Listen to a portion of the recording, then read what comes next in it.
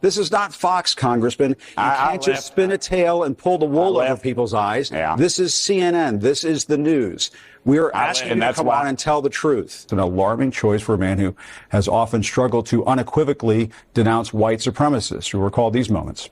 But you also had people that were very fine people on both sides. Those words have power. They have meaning. And when Donald Trump speaks, the world listens. Neo-Nazis and white supremacists certainly listen. So why can't he denounce them? Why can't he reject their support? And you had people, and I'm not talking about the neo-Nazis and the white nationalists, because they should be condemned totally. What's your response to Donald Trump saying she should be fired, that Liz Cheney should be fired upon? He keeps speaking in these very extreme terms about the potential dangers to the country if he doesn't win in November. He's used words like bloodbath. The collapse of the liberal media is looming, and the left has a message for the suffering media companies. Senator Bernie Sanders shared on X, if CBS caves, the belief that we have an independent media protected by the First Amendment is undermined. CBS Stand Tall, support the Constitution. Meanwhile, CNN and MSNBC are laying off staffers left and right. And Trump is predicting, quote, MSNBC is close to death. CNN has reached the bottom. This is a good thing. They are the enemy of the people. One of Trump's biggest foes, CNN's Jim Acosta, is also reportedly getting booted to a midnight shift from his 10 a.m. show. Boy, oh boy, oh boy, oh boy, oh boy. I gotta tell you guys, I was about to call it a night. But then I saw this big piece of news flash across my computer screen, and I said, you know what? I'm going to have to put in overtime because I have to talk about this. We have another big W. Another big W. A midnight snack. Okay, that's what I'm calling this. A midnight snack to talk about as Jim Acosta is leaving CNN after being pulled from the network's programming schedule. Now, Jim Acosta is probably the biggest hater of Trump on mainstream liberal news, okay? And that is saying something because, I mean, you have some pretty tough competition. You have Sonny Holston, Joy Behar, the whole cast of The View. You have MSNBC, Joy Reid, Rachel Maddow, etc. But I think that Jim Acosta, personally hates Trump with a passion. And that Trump derangement ultimately led to his demise at CNN because everybody remembers the infamous press conference that Jim Acosta had with President Trump during his first administration. Take a look. But your campaign had an ad showing migrants climbing over walls and so on. That's true. But they weren't actors. They're not going to be doing that. They weren't actors. Well, no, it's true. Do you think they were actors? They weren't actors. They didn't come from Hollywood. Right. These were people. This was an actual. It happened a few days ago. And they're hundreds of miles away, though. They're hundreds and hundreds of miles away. That's not an invasion. Honestly, I think you should let me run the country. You run CNN. All right. And if you did it well, your ratings would be much better. If I may ask one other question, Mr. President, if I may ask one other question, are you worried? That's enough. That's enough. Mr. President, I was going to ask one of the other folks. That's enough. Pardon me, ma'am. Mr. President. That's enough. Mr. President, I had one other question, if I may ask, on the Russia investigation. Are you concerned that you may have? I'm not concerned about anything with the Russian investigation because it's a hoax. That's enough. Put down the mic. Mr. President, are you worried about indictments coming down in this investigation? Mr. President. I'll tell you what, CNN should be ashamed of itself having you working for them. You are a rude, terrible person. You shouldn't be working for CNN. Go ahead. I think that's unfair. You're a very rude person. The way you treat Sarah Huckabee is horrible. And the way you treat other people are horrible. Yeah, so what you have here is an individual who was Trump deranged from the beginning and Trump deranged to the very end. Even despite the fact that CNN CEO came out and warned the network and said, hey, listen, guys, for Trump's inauguration, please refrain from Trump derangement, okay? Please refrain for boo-hoo whining and crying about everything that happens during Trump's inauguration, okay? During the weekend, okay? Actually try to be journalists. Don't show your emotions. This is what the CEO of CNN had to tell so-called journalists as if they're children. This is what he had to tell them. But apparently, Jim Acosta did not get the message, and he decided to have one of his patent Trump deranged meltdowns doing inauguration weekend. And that essentially is, in my opinion, what was kind of the last straw in regards to Jim Acosta leaving the network. What happened to back the blue? What happened to backing police officers? Your party has said time and again, we back the blue. It sounds like you let down the blue. You're betraying the blue. Jim, why don't you just give an editorial and not let me come on? Look, what happened in the last 4 years with police? What happened with all the riots that took place all across the country? Police officers were murdered. Courthouses were burned. Over 22 police cars were burned. Yet no one went to jail for that. Where's your crocodile tears for that? No, Congressman, you're not engaging in a game. You're engaging in a game of whataboutism. People were obviously prosecuted after those every day. Every day, all you've done is what we're doing at CNN. We didn't storm the Capitol. These people did, and President Trump let them out of jail. My life has been threatened within the last few weeks, yet there's no coverage of that. And you all continue this narrative of attacking Trump. You just can't stand the fact that he won and that America spoke. Congressman, and that your view is very diminished. That's not the case at all. And your view is very diminished. I asked you to come on to ask you about these covered on CNN. What you're saying, this is not Fox, Congressman. You can't just spin a tail and pull the wool over people's eyes. Yeah. This is CNN. This is the news. We're asking you to come on and tell the truth. And that's why more people are watching the Cartoon Network SpongeBob reruns right now, Jim. CNN needs to make some big changes, right? Jim Acosta was a White House correspondent, as we saw there during Donald Trump Part 1. And then the minute he left office, curiously, he ran out of that White House briefing room like faster than Saquon Barkley. In other words, like, I can't ask a Democratic administration the kind of questions I asked a Republican administration. CNN is averaging 300,000 viewers in prime time. Let me put that in perspective for you. Toledo, Ohio has a bigger population than 300,000, yet they're in 90 million homes. Changes have to be made, and it starts with sending this cheesy D-list actor out to pasture, whether it be midnight or gone completely. Or 3 a.m. Or 3 a.m. Also, for the audience at home, because Joe's my friend, he is not a big Jim Acosta fan, just for absolute clarity. You know, Brian, there was an anonymous TV exec that was quoted before the election saying that if Trump were to win, it would mean that the mainstream media is dead. Yes, that is true. The mainstream liberal media is, in fact, dead. Okay. And in my opinion, I think that's ultimately the reason why Jim Acosta lost his job, or why he's leaving CNN, because he didn't really get fired as much as he decided to leave because they pushed him to the midnight shift. Okay. CNN, their CEO, is trying to make the network more balanced. Okay. Less Trump deranged. And you got to move the so-called journalists, the propagandists that can't control their emotions, people like Jim Acosta. You got to move them out of prime time, right? You got to put them on the midnight shift because essentially the constant 24/7 Trump derangement just doesn't work, right? Doesn't work. CNN's ratings are declining. They're a dying network. They're losing revenue year over year. So they got to make some serious changes. Okay, and as you guys saw, Jim Acosta is not able to control his emotions. Okay, the constant 24/7 Trump derangement isn't working, and because he can't control his Trump derangement, the CEO said, hey, you know what, we're going to push you to the midnight shift, right, to get you out of the limelight, okay, even though nobody's watching CNN anyways. And that pissed off Jim Acosta to a point where allegedly, reportedly, he is quitting. So let's read here. CNN anchor Jim Acosta is reportedly leaving the network after he was officially pulled from its programming schedule.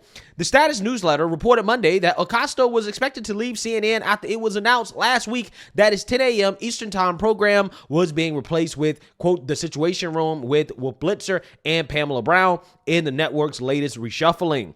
The newsletter previously reported that Acosta was pitched by CNN CEO Mark Thompson to move him from his 1 hour slot at 10 a.m. Eastern Time to a 2 hour slot beginning at midnight, a far less distinguished place in the lineup. Yeah, so essentially, they're moving Jim Acosta to where he belongs, the midnight shift, where if you're not asleep by then surely you will be put asleep by turning on CNN and watching Jim Acosta, right? That will put you to sleep almost immediately, okay?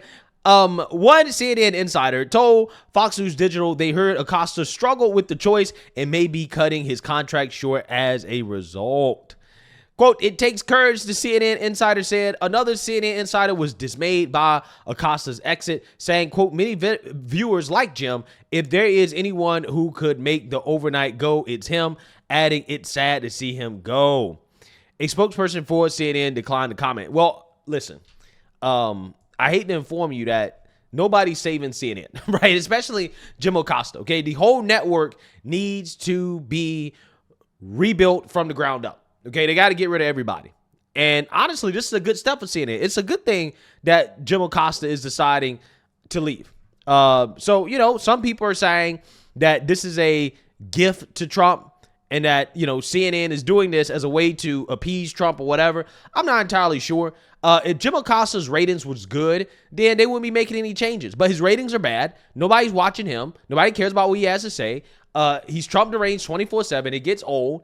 And ultimately, at the end of the day, you know, he was not a positive asset to the network.